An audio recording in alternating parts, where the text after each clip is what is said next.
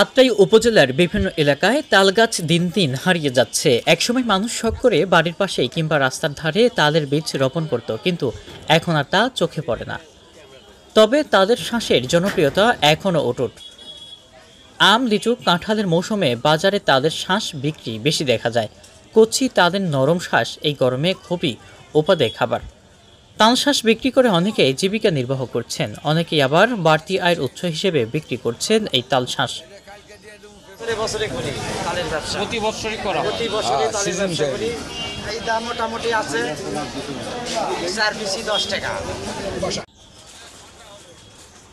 নওগাঁর আত্রাই উপজেলার সাহেবগঞ্জ গ্রামের জিয়াউল হক ও মনসুর আলী তালশ্বাস বিক্রি করে ভালোই আয় করছেন।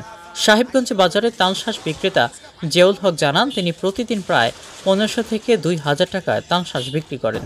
এই আয়ে বেশ ভালোভাবেই সংসার চলে যায় তাদের। মাত্র 500-600 টাকার তাল কিনেই তার এই আয় হচ্ছে। তবে তাল সংগ্রহ, বহন, কাটা, ছেঁড়া সহ অনেক শ্রম করতে হয়। জিয়াউল হক বলেন, আমার বেশিরভাগ সময় তাল গাছ টিকে কিনে থাকি, বাজারে এনে এসব তাল থেকে শ্বাস বিক্রি করি। একটা তালের মধ্যে 2 থেকে 3টা শ্বাস থাকে। বেশিরভাগ তালের মধ্যে 3টা শ্বাস থাকে। একটি তাল শ্বাস 3 থেকে 5 টাকা পিস হিসেবে বিক্রি করি।